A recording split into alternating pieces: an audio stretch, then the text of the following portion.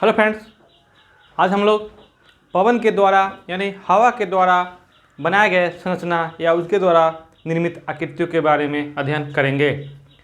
जैसे है पवन के अपरदन से निर्मित आकृति या संरचना या पवन के निक्षेप से निर्मित आकृति एवं संरचना। ठीक है, दोनों को ग्राफ के माध्यम से, चित्र के माध्यम से समझने का प्रयास करेंगे। पवन द्वारा निर्मित आकृति।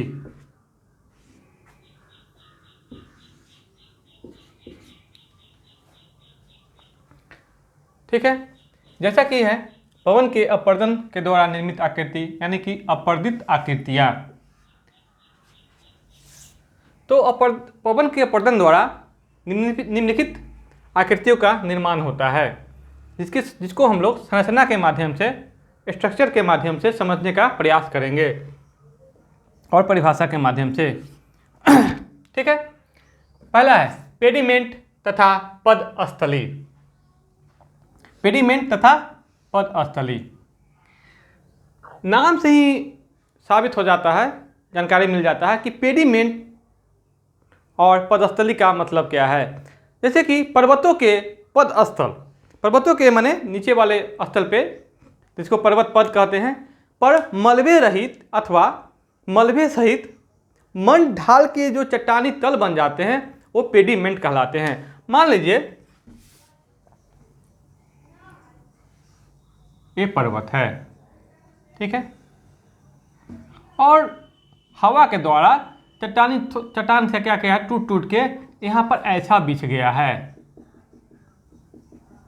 देख रहे हैं ना, ऐसा बिछ जाता है। जो छोटे छोटे कण हैं, बड़े बड़े कण हैं, जो हवा के द्वारा, हवा के प्रहार से टूट के बिखर के आके यहाँ पे जमा हो जाते हैं, तो क्या बनते हैं, पेडिमेंट या पदस्थली।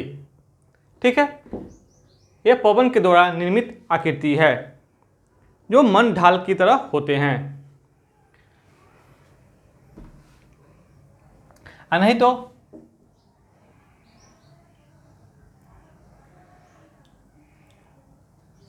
थोड़ा थोड़ा कटाव करके, मान लीजिए ऐसी संरचना है और इसका काट काट के हवा क्या करे, ऐसे बना दे।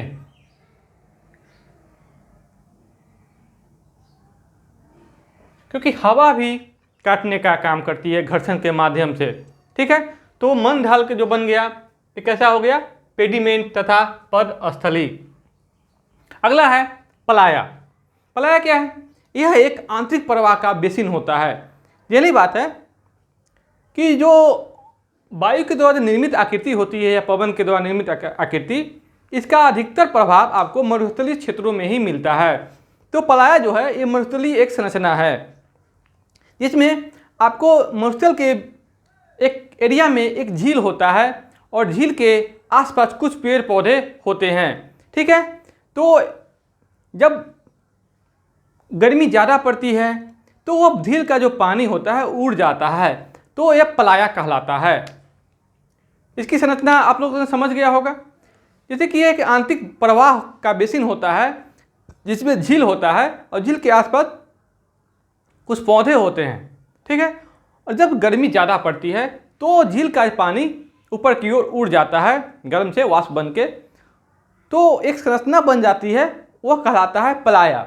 ठीक है, अगला है बात गर्त।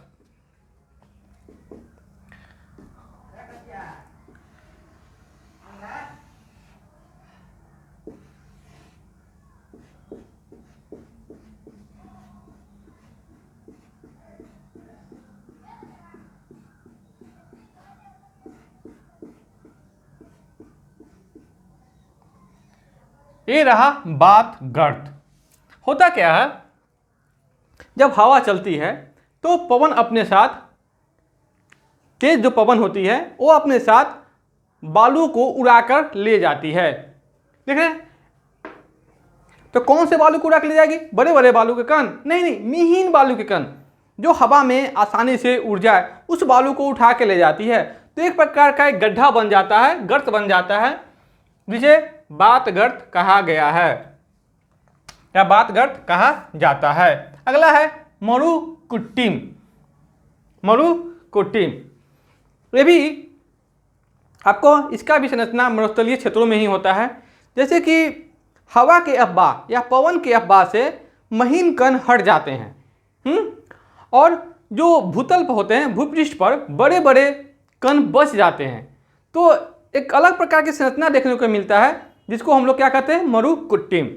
आप इसको, जैसे हम लोगों ने पिछली क्लास में भूमिगत जल के बारे में अध्ययन किया, जिसमें लैपिज का हम लोगों ने अध्ययन किया। तो लैपिज किससे बना हुआ भूमिगत जल है, जो वर्षा के पानी से जब भूमि पर पड़ती है तो मुलायम मिट्टी वाले एरिया से एक गड्ढा बन जाता है और कड़ी मिट्टी वाले पर किसी प्रकार का कोई संरचना का निर्माण नहीं होता है। तो गड्ढा बन जाता है, फिर ऊपर हिस्सा, फिर गड्ढा, फिर ऊपर, फिर गड्ढा, फिर ऊपर, तो एक प्रकार की संरचना बन जाता है। तो उसे हम लोग लैपिज कहते हैं। और यही लैपिज आपको मरुकुट्टिम हो गया मरुस्थलीय भाग में, जहाँ वर्षा का प्रभाव नहीं बल्कि हवा के प्रभाव से बालू की महीन कण उड़ जाते हैं और बड़े बड़े कण वहाँ पे जमा वहीं पे रहते हैं, जिससे ऊबड़ खाबड़ ऊबड़ खाबड़ ऊबड़ खाबड़ कहते हैं हम लोग, ऊंच नीच ऊंच नीच ऊंच नीच आदि का संरचना बन जाता है, जिसे हम लोग मरुकुट्टिम कहते हैं। आई बात समझ में आप लोगों को? अगर संरचना बनाने का हम लोग प्रयास करें तो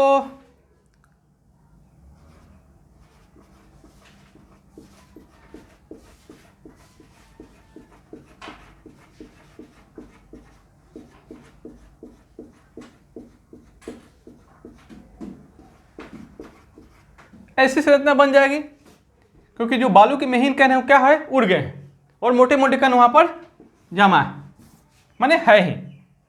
तो ये मरुकुट्टिम कहलाते हैं। अब आते हैं हम लोग छत्रक या गारा। मान लीजिए मरुस्थलीय क्षेत्र में कोई चट्टान है जो वहाँ पर स्थित है और हवा अपने साथ जो बालू उड़ा के ले जाती है, उसके प्रहार से वो चट्टान की संरचना में परिवर्तन होता है। धीरे धीरे क्या होता है, परिवर्तन होता है। तो एक अलग प्रकार की संरचना का निर्माण होता है जिसे छत्रक, गारा या मशरूम रॉक कहते हैं। आप यहाँ देख लेंगे,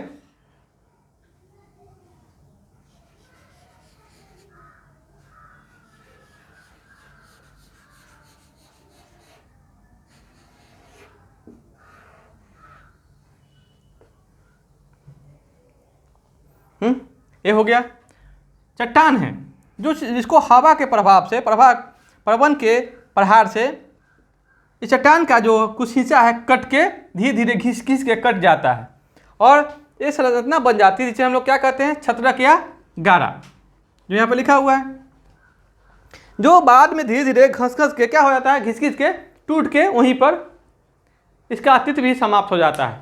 तब यहाँ देखने वाली बात है कि जो छत्रक है या गारा है तो इसकी संरचना बनती कैसे है, ऊपर में कम कटाव, नीचे वाले हिस्सा में ज़्यादा कटाव।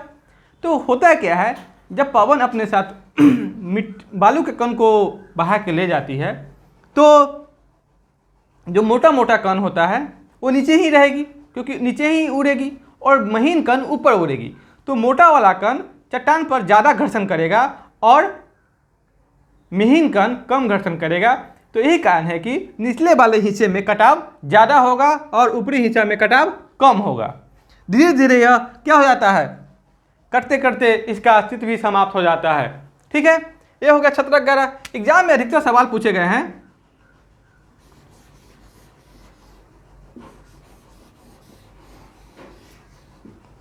कि मान लीजिए कि ये छत्रक गारा है, ठीक है, तो हवा का प्रहार ए बी सी डी, ये 4 ऑप्शन दे दिए जाएंगे आपको एग्जाम में, बराबर पूछे भी गए हुए हैं कि मान लीजिए पवन बह रही है तो सबसे ज़्यादा पवन का प्रेशर कहाँ पर दिखेगा। बात समझ रहे हैं कि ये मरुस्थलीय क्षेत्र में है और पवन का बहाव हो रहा है, तो पवन का सबसे ज़्यादा कसाव यानी कि प्रभाव तेज कहाँ साबित होगा, कहाँ पर पड़ेगा। आपके पास 4 ऑप्शन हैं, ए बी सी और डी। तो यहाँ पर हम आपको आंसर बता दिए चलते हैं। यहाँ पर होगा ए। कैसे, यहाँ क्या है, एरिया कम है, एरिया कम है तो पवन ज़्यादा तेज से निकलने का प्रयास करेगी, तो वहाँ पर आपको प्रेशर ज़्यादा से ज़्यादा लगेगा, ठीक है। और यहाँ एरिया ज़्यादा है इसलिए प्रेशर कम होगा। यानी कि जहाँ पर आपको हवा का निकलने का जो बिंदु होगा कम होगा, जगह कम मिलेगा, वहाँ हवा का प्रेशर ज़्यादा होगा, ठीक है। एग्जाम में पूछे गया सवाल है जो आप लोग नोट करेंगे। 17-11 हम लोग समझ चुके हैं। अब आते हैं पवन के द्वारा निक्षेपित आकृतियाँ। बालू का टीला या बालू का स्तूप। तो बालू का टीला या बालू का स्तूप हम लोग बराबर सुने हैं, फिल्मों के माध्यम से हम लोग देखा भी करते हैं राजस्थान के इलाकों में। तो क्या होता है, एक प्रकार की आकृति बन जाती है, ठीक है, जो दिखने में, दूर से दिखने में स्तूप लगता है, नहीं तो टीला लगता है। क्योंकि ये बालू का रहता है इसलिए बालू का स्तूप या बालू का टीला कहलाता है। तो इसका निर्माण होता कैसे है, जब पवन अपने साथ बालू के कणों को बहा के ले जाती है, या तो कोई उसके मार्ग में रुकावट आ जाए तो जिसके प्रभाव से वह अपने साथ लाए गए बालू के कणों को वहीं पर छोड़ने का काम करती है, जिससे बालू का टीला या बालू का स्तूप का निर्माण हो जाता है। नहीं तो हवा का प्रभाव जहाँ पर कम होता है वहीं पर वो अपने द्वारा लाए गए सभी बालू के कणों को जमा कर देती है, ठीक है।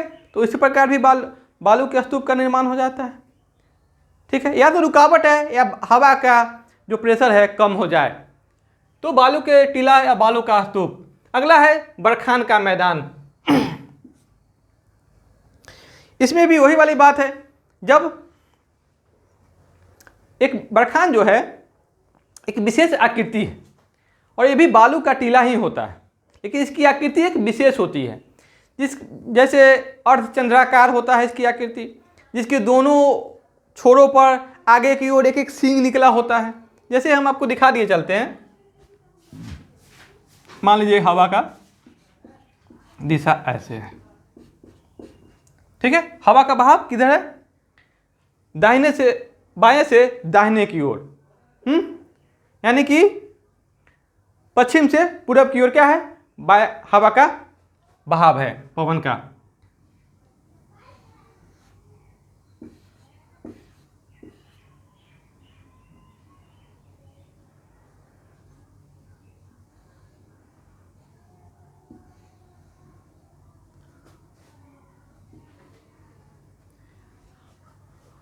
अगर पवन के निक्षेप के द्वारा ऐसी आकृति बन जाए जो दिखने में अर्धचंद्राकार लगे, जिसके दोनों ओर दो सींग निकले हुए दिख रहे हैं ना, ये सींग की आकृति का, तो ऐसी संरचना को कहते हैं बरखान। क्या कहते हैं, बरखान। अगर हवा की बहाव इस दिशा में होगा तो इसको सीधा क्या कर दीजिए, उल्टा कर दीजिए, इसको ऐसे कर दीजिए। अगर हवा का दिशा ऐसे है तो आई बात समझ में आप लोगों को। अब आते हैं लोयस का मैदान। हम लोगों ने मैदान के पढ़ने के क्रम में लोयस का मैदान पढ़ा था, क्योंकि मरुस्थलीय क्षेत्र का कहीं ना कहीं तो डेड एंड होगा, जहाँ पर उसका क्या होगा, उसके बाद मैदान आएगा। जब पवन का बहाव होता है, हवा बहती है, पवन बहती है, तो अपने साथ बालू के कण को भी बहा के ले जाती है। तो जो मैदानी वाला इलाका है या मैदानी वाला क्षेत्र है या भूमि है जिस पर खेती के काम होते हैं, तो उसमें भी बालू का क्या हो जाता है, प्रसार हो जाता है। यानी कि मरुस्थलीय विस्तार कहते हैं इसको। क्या कहते हैं, मरुस्थल का विस्तार। तो इस प्रकार बालू के बहाव के कारण मैदानी भागों में भी, खेती वाले उपजाऊ वाले क्षेत्रों में भी अगर बालू के कण फैल जाते हैं तो जिस प्रकार तो ऐसी आकृति के जो मैदान बनते हैं या ऐसा जो मैदान बनता है उसे लोयस का मैदान कहते हैं, ठीक है। इसका ये जो मैदान है इसका निर्माण चीन में ज़्यादा होता है, ठीक है। अब आते हैं परवलैक। क्या है, परवलैक। ये क्या है, इन बालू के टीलों का निर्माण तब होता है जब रेतीली भूमि आंशिक रूप से वनस्पति द्वारा ढकी हुई होती है। अब मान लीजिए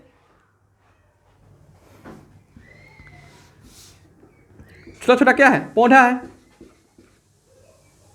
कहीं कहीं मान लीजिए कि यहाँ पौधा है, यहाँ पौधा है, यहाँ पौधा है, यहाँ पौधा है, यहाँ पौधा है, यहाँ पौधा है। अब बालू का सॉरी हवा का क्या हो रहा है, बहाव हो रहा है। अपने साथ हवा क्या लाती है, बालू लाती है, बालू के कण लाती है। तो क्या करती है, यहाँ पर ऐसे जमा कर देती है, यहाँ जमा कर देगी, यहाँ जमा कर देगी, यानी कि छोटे छोटे बालू के टीले बन जाते हैं। ठीक है, बालू के टीले भी है लेकिन ये छोटे छोटे होते हैं, जो स्तूप और उसके टीले से छोटे होते हैं। तो एक इसको इस जो ऐसे संरचना का निर्माण होता है तो क्या इसको कहते हैं, परवलयिक। परवलयिक। तो इस प्रकार फ्रेंड हम लोगों ने पवन के द्वारा निर्मित संरचना के बारे में अध्ययन कर लिया है।